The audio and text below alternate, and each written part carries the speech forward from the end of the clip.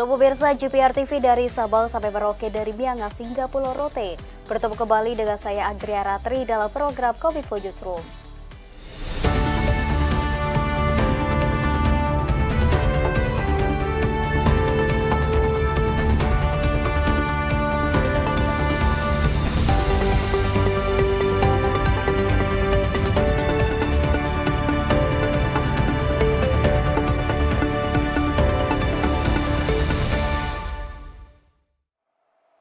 Kita ke informasi yang pertama pemirsa, Presiden Jokowi pada Ratas Rencana Kerja Pemerintah dan RAPBN 2025 meminta penyusunan rancangan APBN tahun 2025 dapat mengakomodasi program yang dicanangkan Presiden dan Wakil Presiden terpilih periode 2024-2029. Dalam pengantar rapat terbatas, Presiden menekankan 4 poin utama, mulai dari harus mewaspadai risiko perlambatan ekonomi hingga kebijakan yang memberikan kemudahan investasi di Indonesia.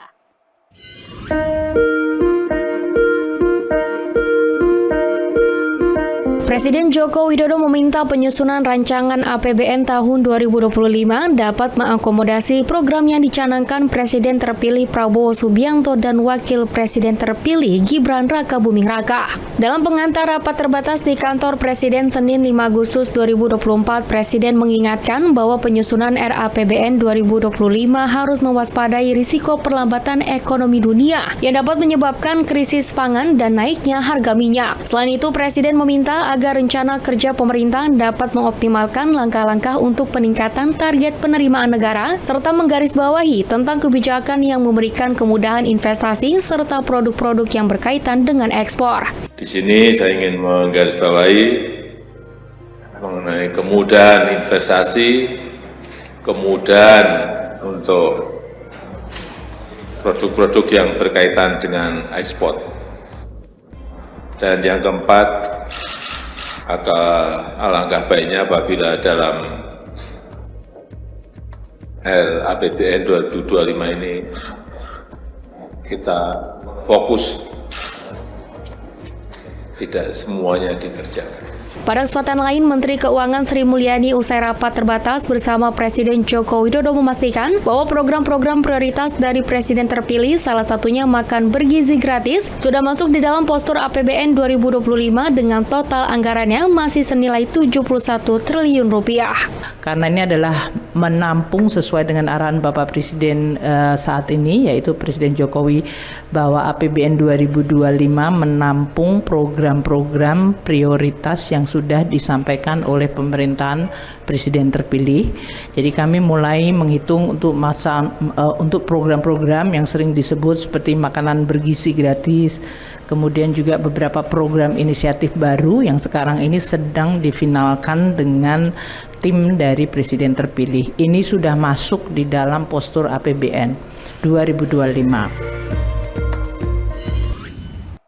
Menteri Keuangan Sri Mulyani menyebut rancangan anggaran pendapatan dan belanja negara 2025 telah dibahas secara final bersama Presiden Joko Widodo dan Presiden terpilih Prabowo Subianto. Menurut Menkyu, pemaparan final RAPBN 2025 akan disampaikan oleh Presiden Jokowi pada 16 Agustus mendatang.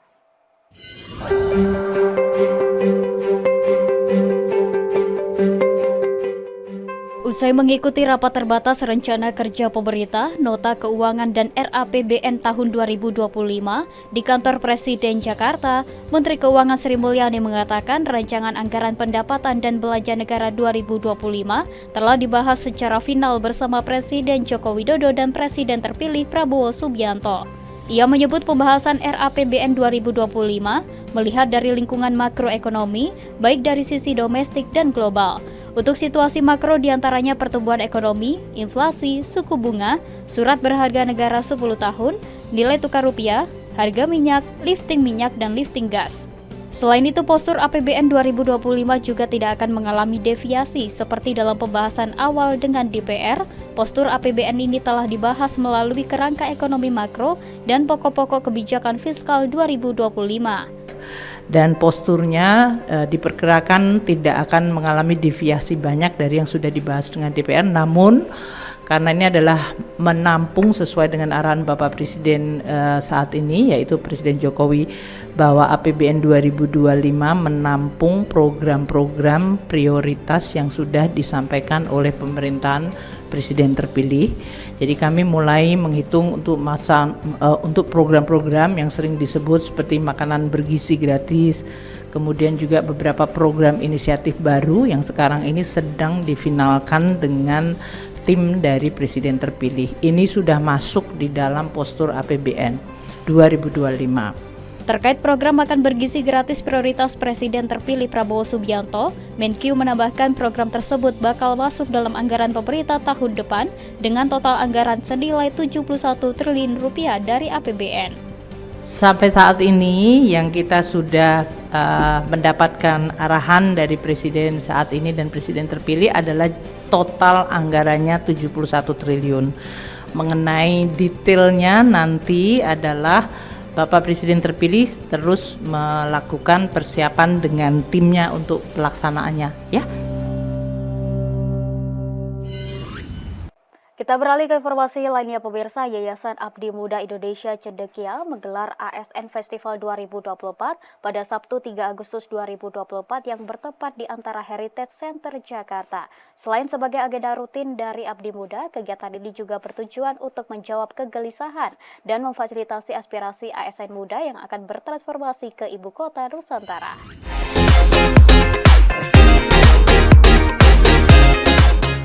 Demi menjawab kegelisahan dan memfasilitasi aspirasi ASN muda yang akan bertransisi dan bertransformasi ke Ibu Kota Nusantara dari Jakarta ke Ibu Kota Nusantara, Yayasan Abdi Mulia Indonesia Cendekia menggelar aparatur sipil negara ASN Festival 2024 pada Sabtu 3 Agustus 2024 bertempat di antara Heritage Center Jakarta.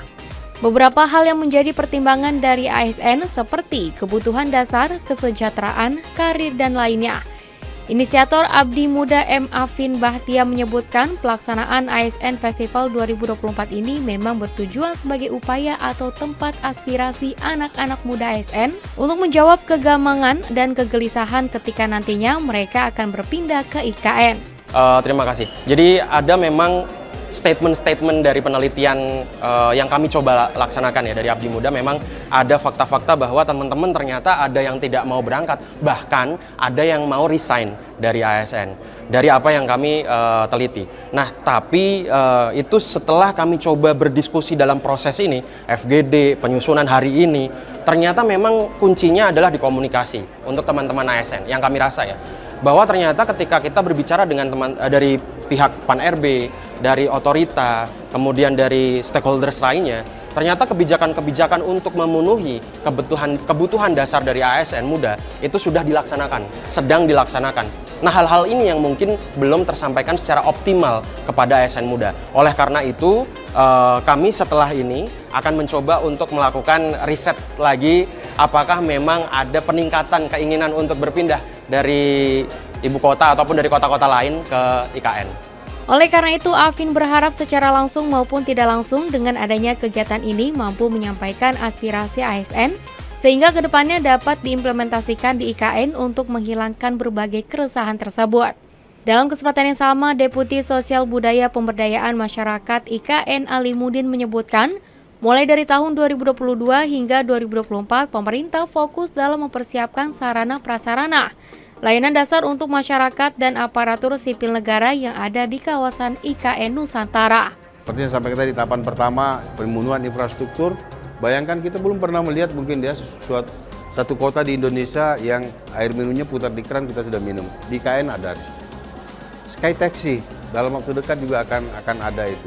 Kemudian autonomous public transportation juga akan ada nanti di 17 Agustus bahkan sudah ada gitu.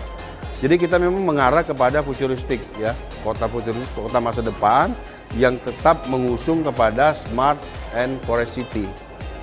Tidak ada contohnya di dunia untuk forest city. Kalau smart city mungkin banyak. Dan ini implementasi yang keduanya gitu. Yang kedua-duanya diimplementasikan di IKN. Tentu sekali lagi bahwa ada tahapan-tahapan pembangunan yang 5 tahapan itu tahun ini 2022 sampai dengan 2024 adalah bagaimana kita memenuhi sarana dan prasarana layanan dasar baik untuk masyarakat maupun ASN yang ada. Sementara itu terkait dengan kesejahteraan finansial ASN di IKN, Alimuddin menyampaikan bahwa negara telah memikirkan kebutuhan bagi ASN yang pindah ke IKN, salah satunya adalah tunjangan. Jadi teman-teman itu sebagai sampel gitu ya, sebagai contoh gitu ya, bahwa jangan pernah khawatir dengan kesejahteraan. Kita ini kalau ditugaskan negara itu sudah memikirkan kita kebutuhannya apa gitu. Nah kita ingin membuat ASN yang pindah ke sana untuk betah gitu ya. Bagaimana betahnya? Maka IKN itu menjadi kota yang kita sering simbolkan livable and lovable city gitu ya. Kebutuhan masyarakatnya karena ada di situ.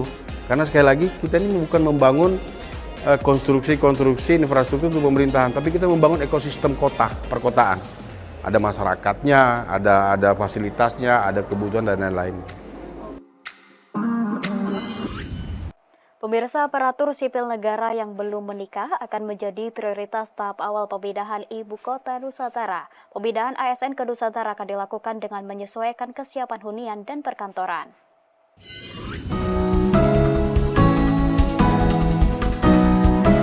Pemerintah terus memfinalisasi skema pemindahan aparatur sipil negara ke ibu kota Nusantara.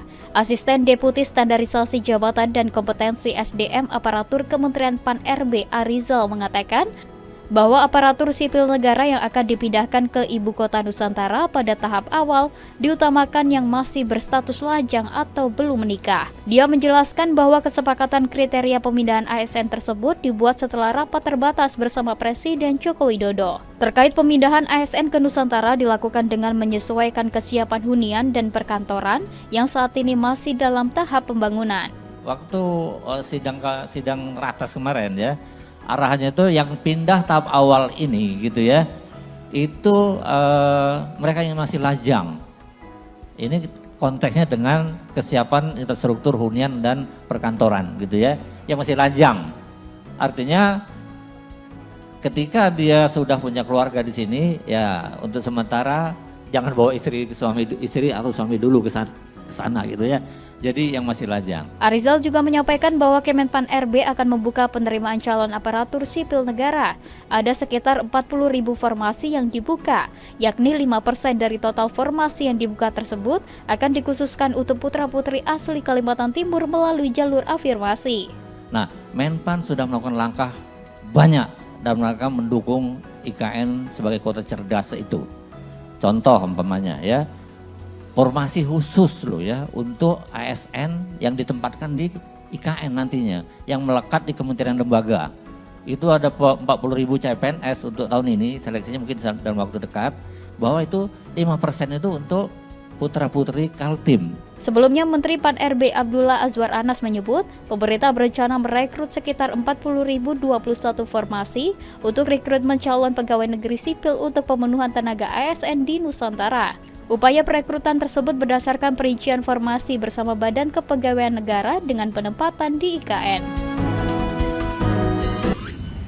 Pemirsa, sejumlah informasi akan kami hadirkan usai jeda pariwara berikut ini, tetaplah di Kominfo Newsroom.